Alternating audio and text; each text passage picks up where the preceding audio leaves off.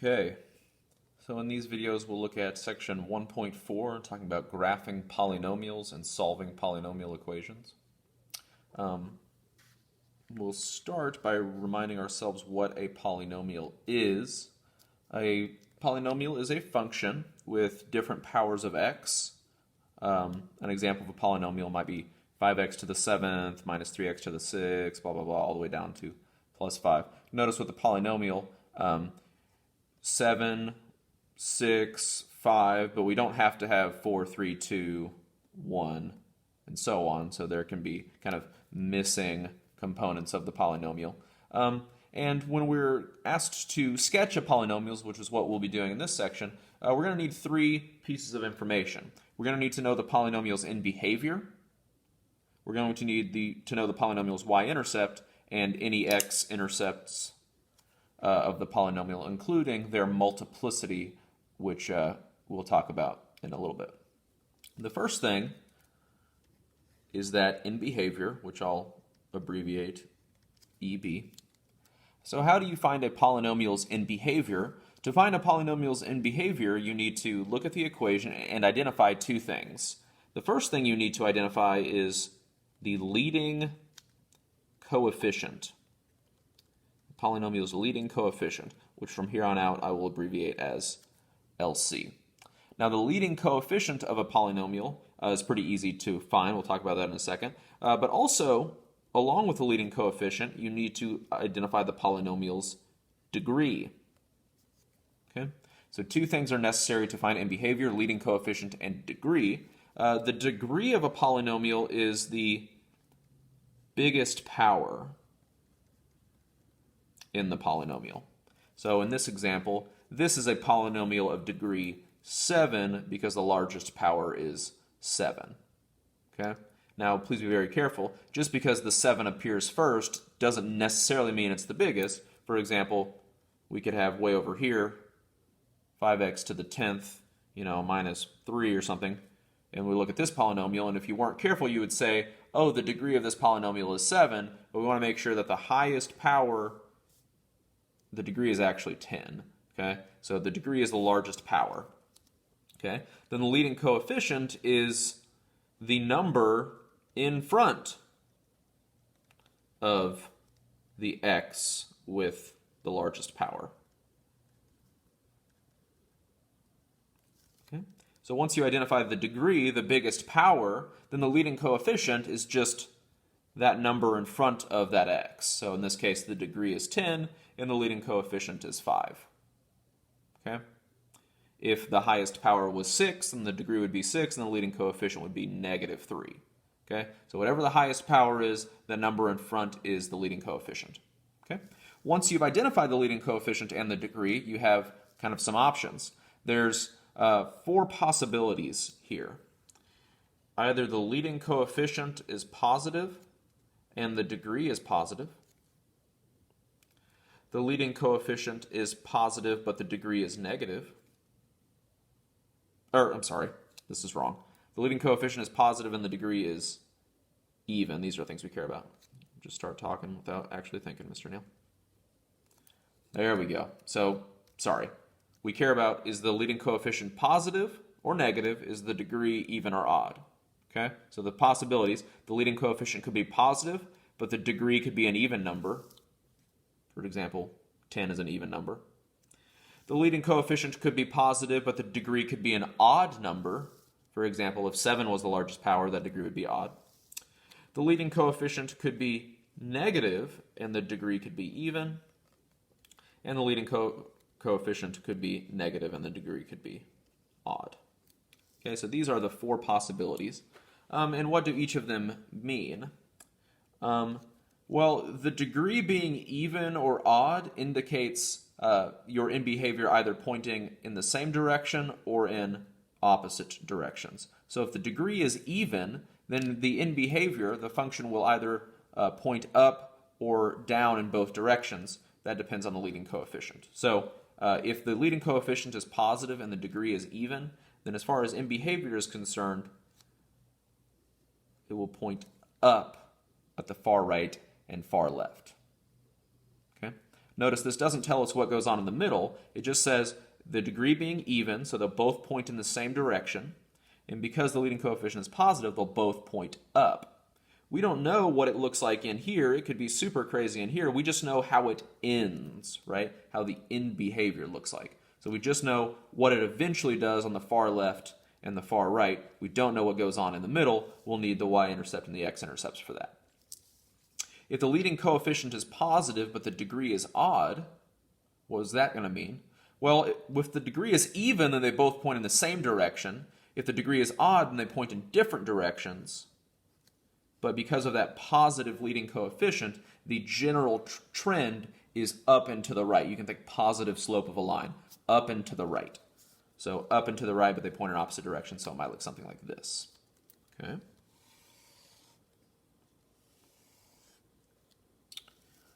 If the leading coefficient is negative, but the degree is even, then we're going to be looking at in behavior that's going to look something like this. The even degree tells me they'll both point in the same direction, but that negative leading coefficient means they are both pointing down. And then finally, if the leading coefficient is negative and the degree is odd, then they're going to point in opposite directions. But because of that negative leading coefficient, there's going to be that negative trend down and to the right.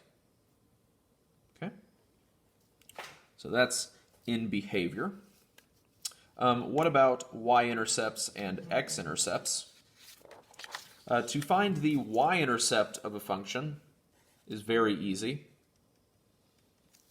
We're going to, this is true for every function, and hopefully you remember this, plug in a 0 for x and evaluate. So to find the y-intercept, you plug in a 0 for x and evaluate. So in the following example, if f of x is 3x cubed minus 9x squared plus 7, then the y-intercept is what you get when you plug in a 0 for every x. So if I plug in a 0 here and here, the y-intercept is going to occur at the point 0, 7. When I plug in a 0 for x, the answer I get out is 7. Okay? We want to be a little careful here. A lot of people will say, oh, well, isn't the y-intercept just the last number? And that is true when it's in this general form, but you could have a function like this,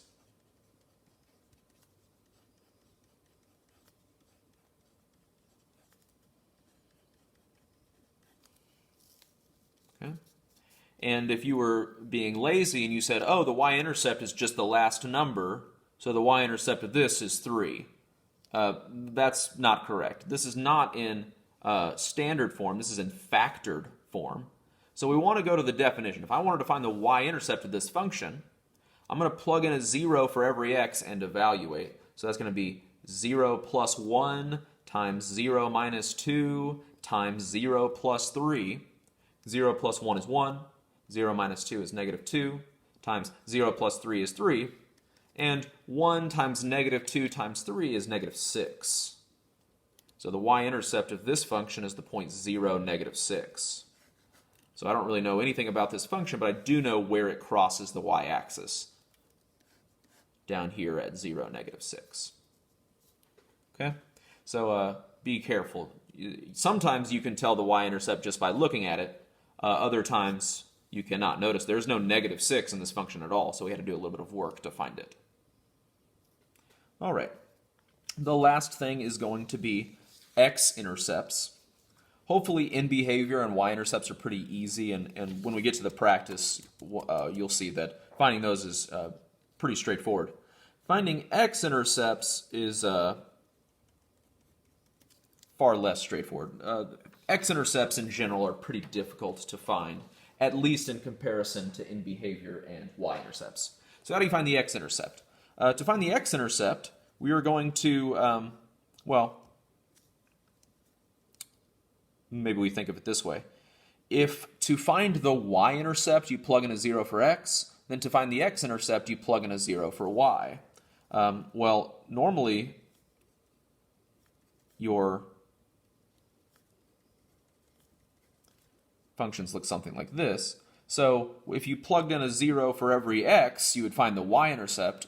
So to find the x-intercept, plug in a 0 for every y. So ultimately what this results in is just setting the equation, or, setting the equation equal to 0 and solving for x. If I wanted to find the x-intercepts here, I would plug in a 0 for y, or set the equation equal to 0 and try to solve for x. And that's where the difficulty comes, because solving this equation for x is actually pretty challenging. Almost always, you're going to solve for x by factoring. Almost always you'll solve by factoring. Now that could be factoring a quadratic, what multiplies to the last number adds to the middle number. That could be factoring by grouping, which we'll see some examples of, but how do you factor by grouping? Sometimes functions don't factor by grouping, and they don't factor nicely as a quadratic, so we may have to use the quadratic formula, or we may have to use some other techniques, which is why this can be pretty challenging. Okay, but we'll get there when we get there. So let's maybe I'd try and make up an example just so we can see. If I had a function y equals x cubed plus 2x squared plus, this is why you don't make up examples on the fly, but here we go, 4x plus 8. Hopefully this works. So let's say we had this, and we were asked to find the x-intercepts. Well, if we're asked to find the x-intercepts, we're going to set the equation equal to 0 and try to solve for x. And we've already said that probably the easiest way to do this is to factor. This isn't a quadratic, this is a cubic term, and the only way that we know how to factor cubic functions is to factor by grouping. So hopefully this will factor by grouping. If it doesn't factor by grouping, we're actually not ready for that yet. So in our examples, this should factor by grouping. So let's try. Remember, when you factor by grouping, you want to take out a greatest common factor amongst the first two and the second two. So let's look here. If I factor out, looks like the greatest common factor here is x squared.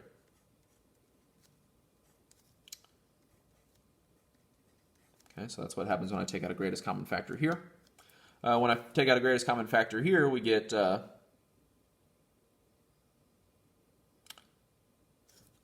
let's make this, I'm sorry, just so we don't have to talk about what's about to happen, let's make this a minus 4x minus 8. So still same idea, we're going to take out a greatest common factor amongst these two, we get here. If we take out a greatest common factor here, if this is minus 4x minus 8, I can take out a negative 4 from both. So I factored out a negative 4 from both, and I'll be left with positive x plus 2. Okay. I would have also, if I had left it as plus, been left with this, but this would have been a positive 4, which is going to make the next step a little bit more challenging. So hopefully you're okay with me switching those to negative signs. And we get here. And remember, when you factor by grouping, we want what's in the parentheses here to be the same. If this was an x plus 2 and this was like an x minus 5, if these were different, then what I'm about to do would not be valid.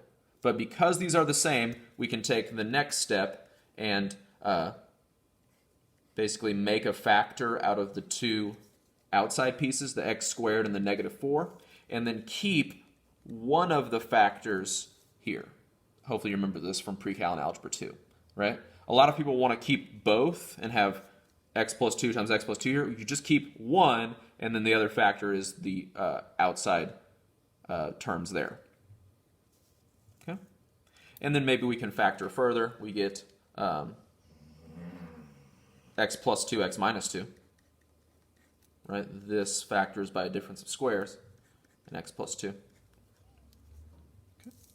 And so then this isn't solved, this is factored, but to solve it, we're going to set each factor equal to 0 and solve. So let's look what we get here. We're going to get x minus 2 times x plus 2 squared. Right? X plus 2 times x plus 2 is x plus 2 squared. If I set each factor equal to 0, I get x equals 2 and x equals negative 2.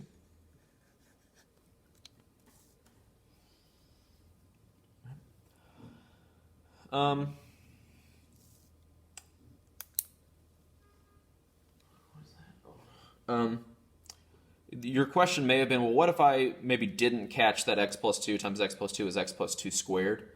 Then you would have set each of these three equal to 0, and you would have got x equals negative 2, but twice. You would have got x equals negative 2 here, and x equals negative 2 here. We only need to write it once.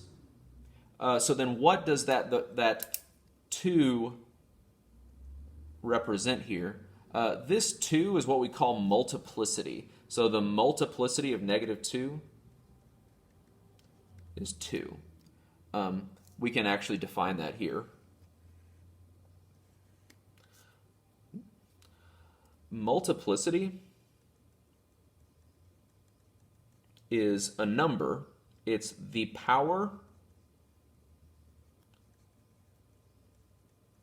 to which a factor is raised. So x minus 2, this is being raised to the first power. So then the solution that came from that, which is positive 2, has multiplicity 1. So the multiplicity of 2 is 1. This factor, x plus 2, which had solution x equals negative 2, has a multiplicity of 2 because the power to which this factor was raised was to the second power. Okay? We're going to use multiplicity in a specific way. Multiplicity is important because it tells you not only do we know where these things cross the x-axis, it crosses at 2 and negative 2, but multiplicity tells you how it crosses the x-axis. If the multiplicity is an odd number, then the function is going to cross through the x-axis at that point. If the multiplicity is an even number, you may remember this from pre-cal in Algebra 2, it's going to bounce off the x-axis at that point. Okay? So then, before we end this video, let's kind of put everything we've learned together and see if we can't get a good sketch of this graph. So I'm going to give you a very basic sketch, but here we go. I'm going to go pretty fast. The first thing I'm going to do is the y-intercept. If I plug in a 0 for every x, right, realize this is minus 4x minus 8, then we're going to get a y-intercept of negative 8. Okay, I'm just eyeballing it, so negative 8 is the y-intercept. If we look at the degree and the leading coefficient, it's an odd degree, but a positive 1 as a leading coefficient. So that's going to tell me my in behavior is going to look something like this, right? Odd degrees, so they're pointing in opposite directions, but the positive leading coefficient, so it's generally trending up and to the right. The last thing is these x-intercepts. We know it crosses the x-axis at positive 2 and negative 2. But not only do we know where it hits the x-axis, we know how it hits the x-axis because of these multiplicities. At positive 2, the multiplicity is odd, so it's going to cross through at this point. So maybe you don't have to do this, but I'm going to put a little c there at positive 2 to know it's going to cross through the x-axis at that point. The x value of negative 2 here has an even multiplicity, so it's going to bounce off at that point. So maybe at negative 2, I put a little b to remind myself it's bouncing. And then I'm just going to connect the dots.